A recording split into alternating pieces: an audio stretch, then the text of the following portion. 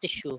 The importance of this tissue is they have a favorite side of neoplastic activity, because these astrocytes, they are supportive. There is a dynamic activity.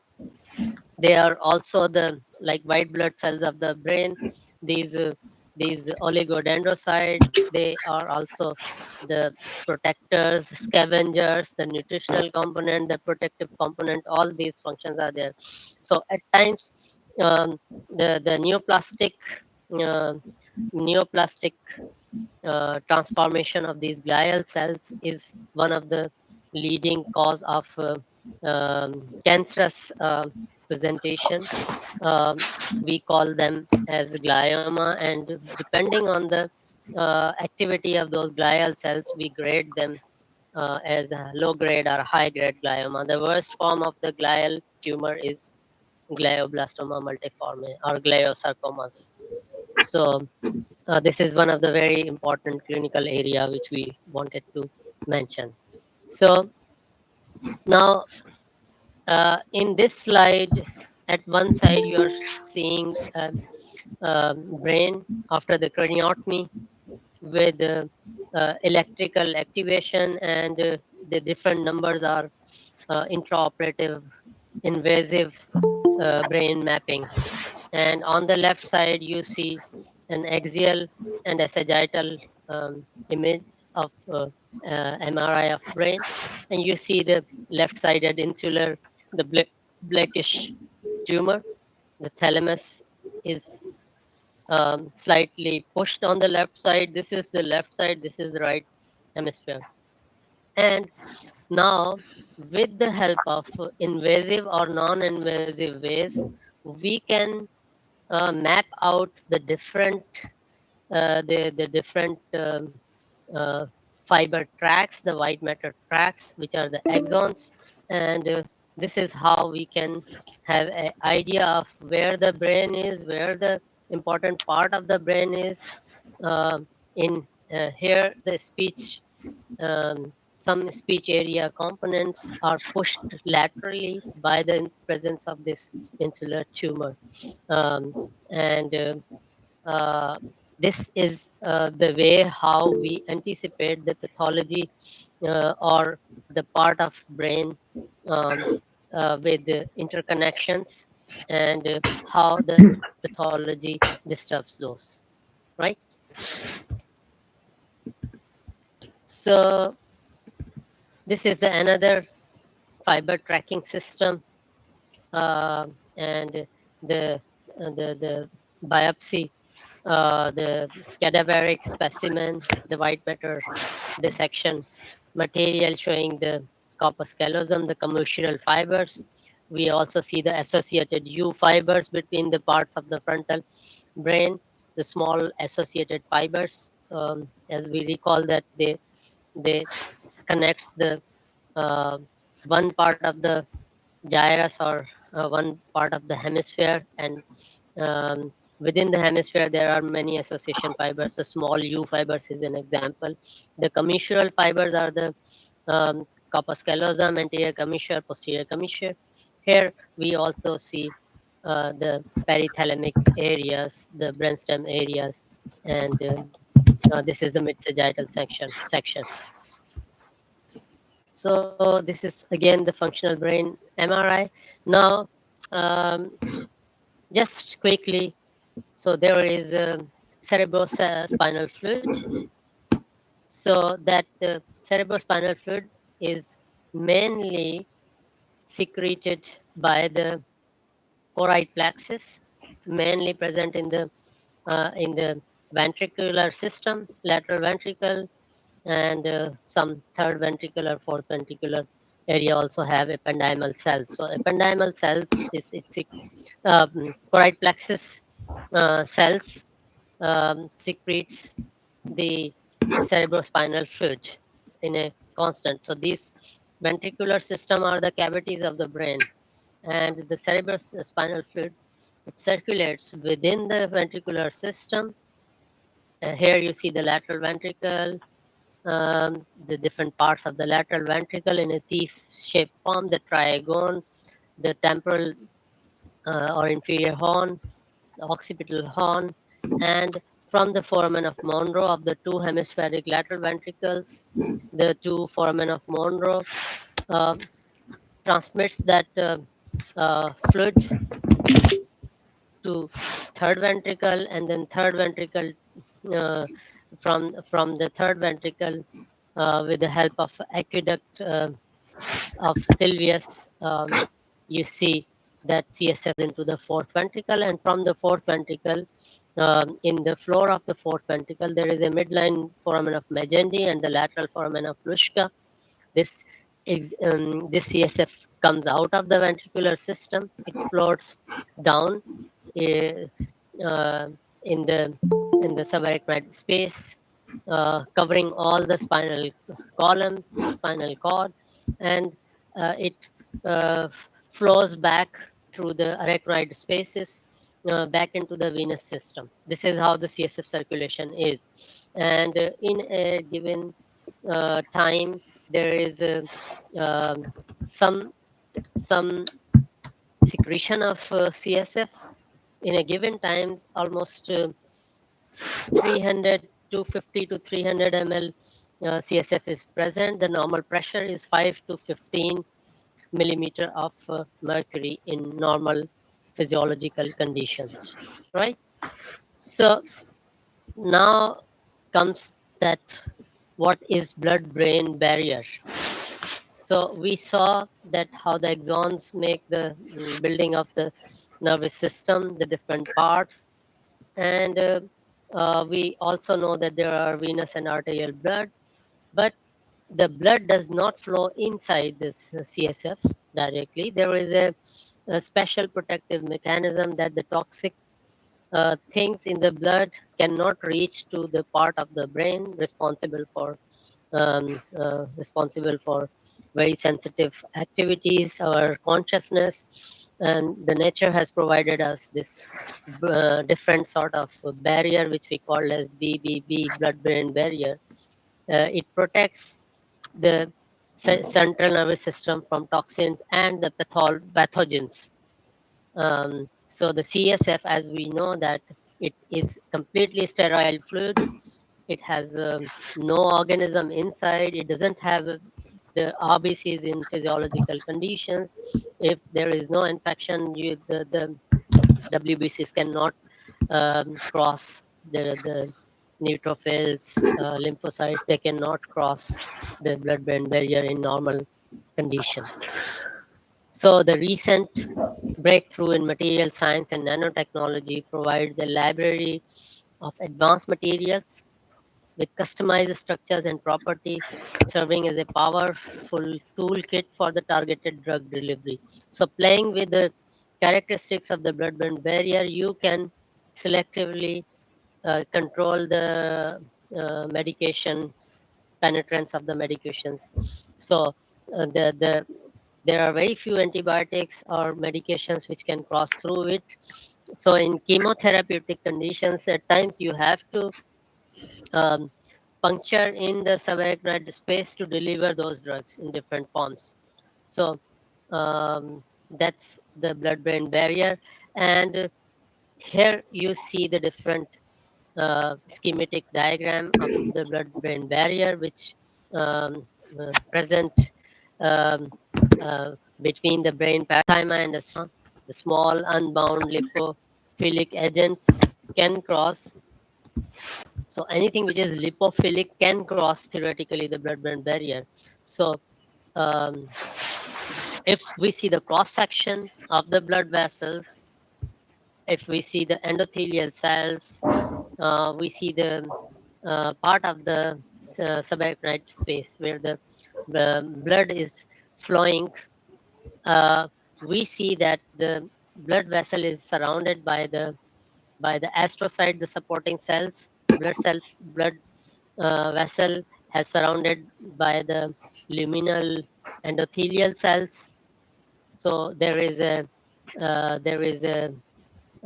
component of capillary visible in the center, the basal membrane, the pericytes, and if we see at this level, the pericytes, you see the tight channels, the tight junctions. So they do not permit any blood cells to go inside the brain. This is how we prevent the blood entering into the brain directly in normal conditions.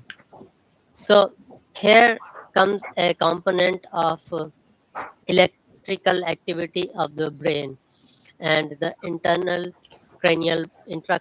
pressure. So there is a way to describe the intracranial pressure. So there is a Monroe-Kelly doctrine, which says that the brain is inside a closed sac. There is a closed cavity in which there are three components: the brain, the CSF, normal blood vessels. So their presence of these things have a certain normal physiological pressure, which is 5 to 15 millimeter of mercury or centimeter of water. So whenever there is a new thing like hemorrhage, the space occupying lesion, that can lead to the increase in the pressure.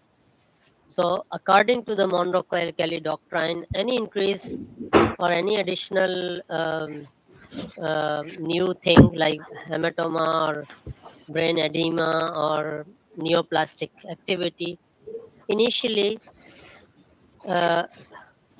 does manifest as compensation by the other component. So here you see the brain is squeezing in to accommodate this fluid, but there is a limit. So this when this limit cross, the intracranial pressure has a in normality has a some wave-like pattern recorded on intracranial pressure monitoring. If you recall your cardiac cycle, you see that between the different phases of cardiac cycle, the systolic, the diastolic, there are also perfusion of the brain and the return of the blood in the venous system through the venous sinuses back to the right heart using the internal jugular veins and the right atrium back to the left side where it pumps back to the circulation. So the Valsalva maneuvers, the coughing, straining, that can leads to the sudden transient changes in the intracranial pressure. But brain is very competent. The autonomic nervous system, the autonomic regulation system, autonomic regulation system is competent to handle that. But in pathologies, when intracranial pressure exceeds, then this is the magic number 22 millimeter of mercury. There is no more space to be accommodated. There is decompensation, and then the different compartments like the supratentorial and infratentorial compartments. Um, That sorry. may I excuse you, please? We are running out of time. We can switch to the other link. Okay, sure. Where is it? The new link? In the chat box. Yes. Yeah, okay, thank you.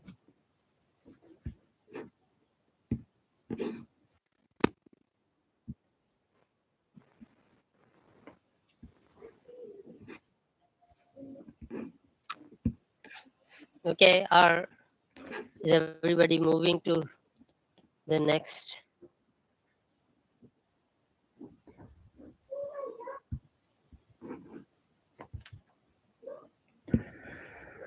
Should I continue till?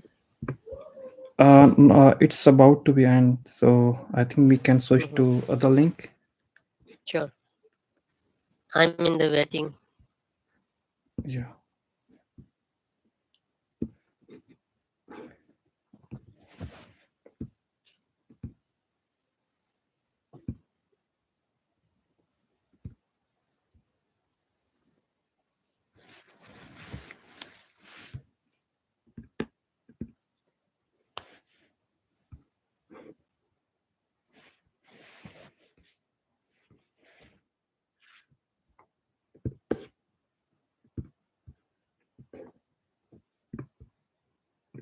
Can we please switch to other link?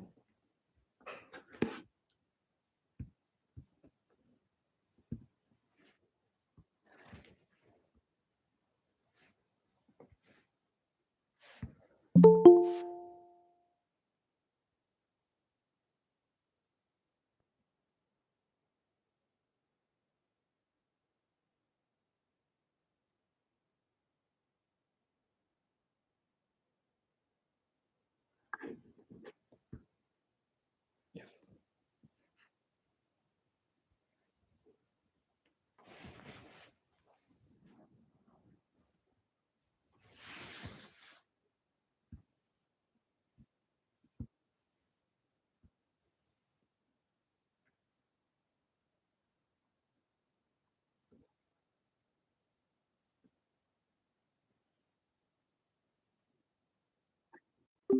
And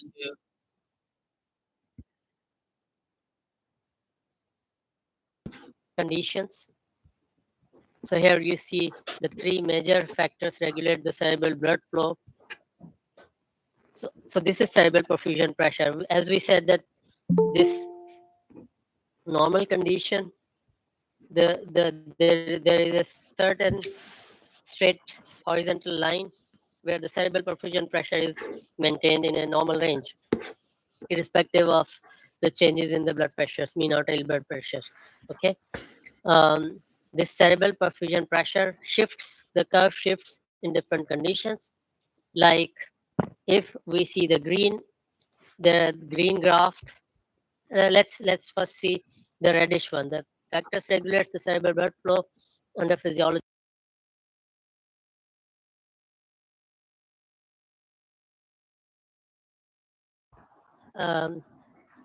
Carbon dioxide is a major factor which can lead to the shifting and temporary compensations of these graph numbers and graph stability. So this is how the cerebral autoregulation happens.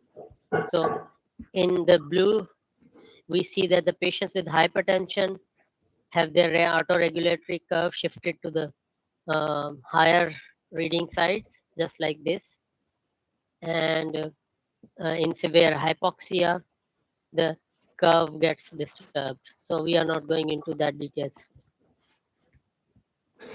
Right? So we stop here from my side. So this is the brainstem, vasomotor and circulatory centers are present in the medulla, and they are important in the autonomic connections, autoregulation systems, and they keep the cerebral perfusion pressure maintained by different cardiovascular sympathetic autonomic system changes the carbon dioxide breathing centers coordination to keep this cerebral perfusion pressure the maintained to a normal level for normal functionality of the brain. I think we stop here. Thank you, Dr. Ratta, for envisioning us with such a nice presentation. And Moriba wanted to ask something. Moriba, if you are here, you can ask, please.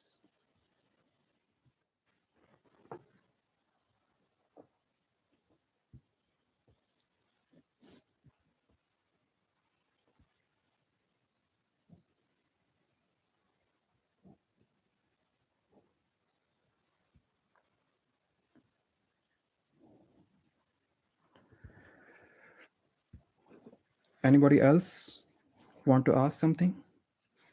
Please.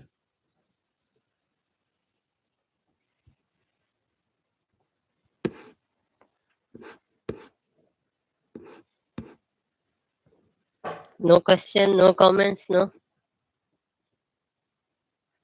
So in that case, we can start asking things. We presume that everybody has understood everything. So now let's just. That's a good idea.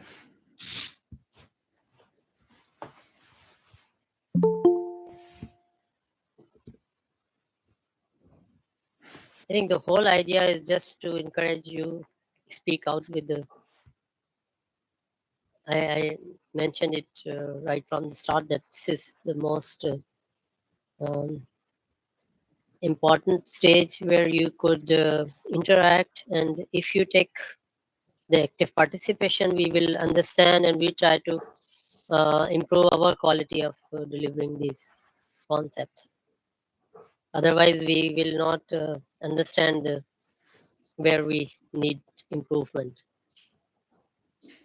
or where you need us to explain further or follow a different strategy. So even if you don't want to speak, you can drop in the chat Okay. box. So, Francesca Migani, Theo, please go ahead.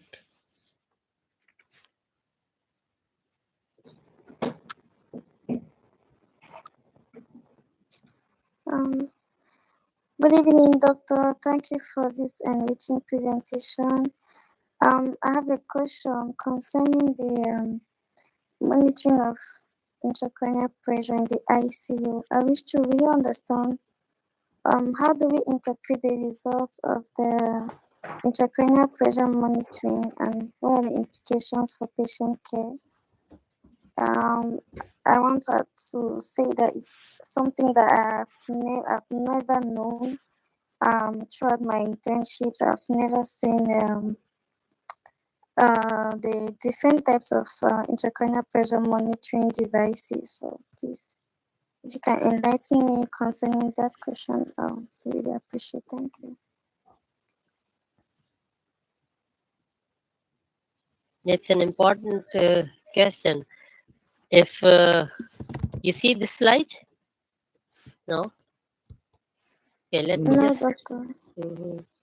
let me see if I could share my slide, so I could. Okay, you see my slide? Not yet. Yeah. Okay. Okay. Yes, doctor. So I'm not going into the detail of the companies making different type of ICP monitor. We are just here to discuss the concept. So this in many lower middle income countries, since this system is expensive, the handling of human healthcare workers, the training, the presence, that is not there. So many times we don't see it in our ICUs, and that is the main flaw in our neuro ICU ICU setups. So that is a limitation for neurosurgeons. So you see that the intracranial pressure monitoring system has a ventricular catheter, the pressure transducers, the manometer, and the drainage bag. These are different components. So the structure could be different. The material can be less expensive, more expensive. And this is the monitor. Just like if you are aware of central venous pressure, CVP monitoring, that is routinely done everywhere almost. Have you seen CVP monitoring? The monitor shows the CVP as the invasive arterial blood pressure. The similar type of transducer is placed inside the blood vessel, and the monitor shows that the blood pressure is going, say, in the invasive ICUs, the blood pressure fluctuations are seen in real time. Have you ever seen CVP monitoring system in neuro ICU with this sort of monitor provided by different companies? So the monitors has an option of like pulse, blood pressure.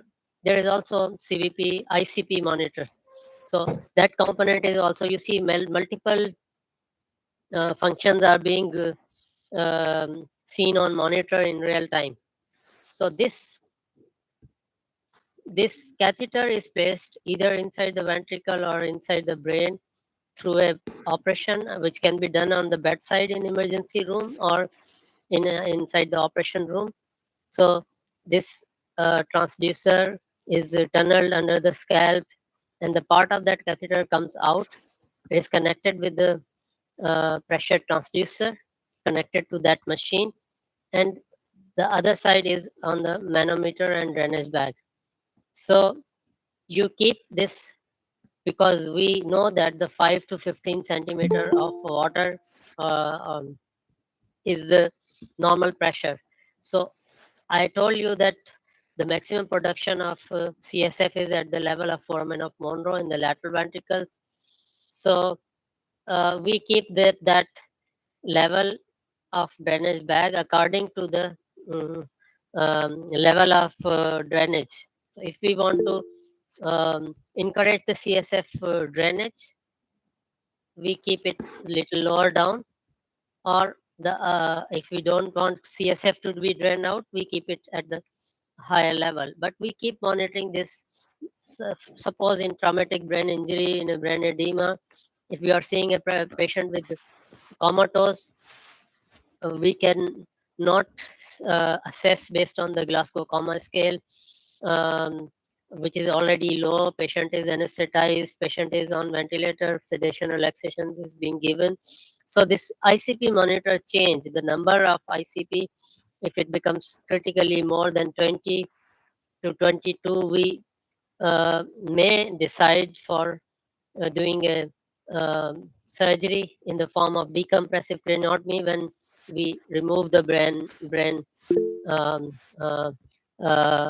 the part of the bone which is called as the decompressive craniotomy. So we remove it, we keep it in stored inside the body or in the refrigerator to be placed when the ICP and brain gets relaxed after a few weeks time. So this is very critical to assess in a comatose patient, in a ventilated patient. So the cost of this, the system is high, so we don't see it. The cost of whole system, the cost of the monitoring capabilities and sophisticated ICU. That's the difference between a level 1 major neuro ICU and in the ICU where we don't see these things. I hope you got that. Thank you, Doctor. I have a second question, if I can continue. Sure. Are you a neurosurgery resident or neuro ICU resident? Do you want to share Doctor, I'm a junior medical student. Oh, okay. So you have done rotations in neuro ICU. Yes, Doctor. Which country are you from? I'm from Cameroon, Doctor. Okay, good. Go ahead. You can ask second thing. Okay, Doctor. We said earlier that during patient management, when we have an ICP of 22 millimeters, we should take centimeters. 22. Yes, Doctor.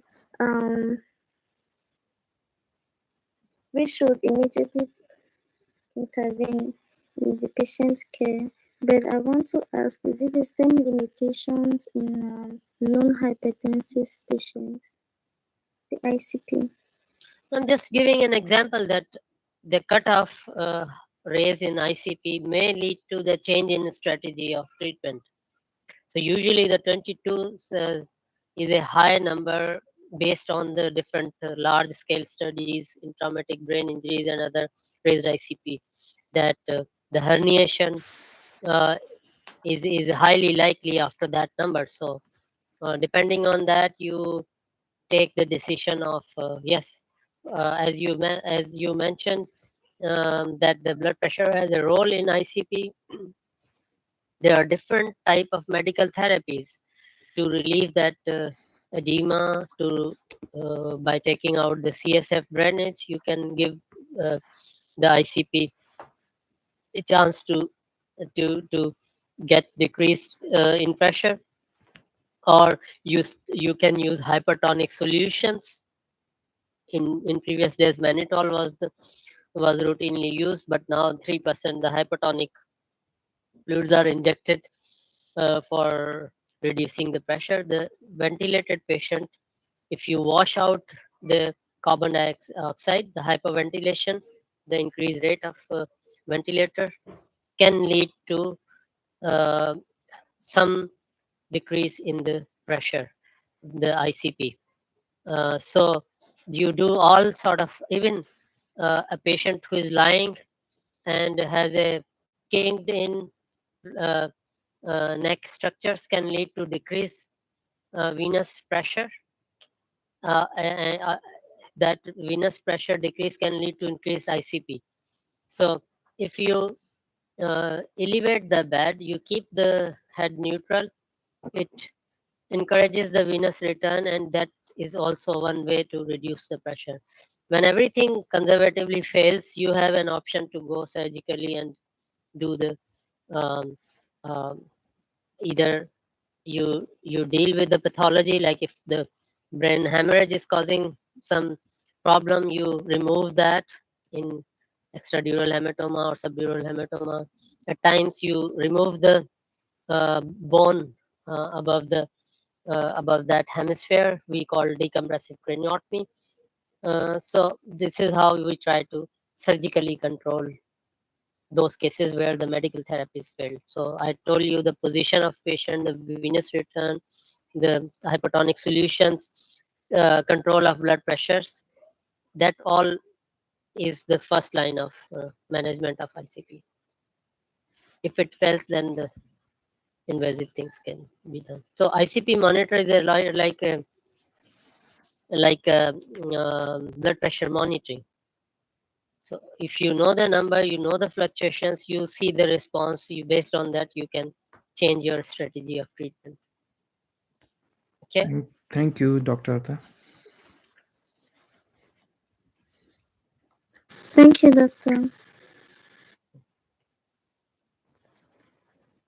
Anyone else?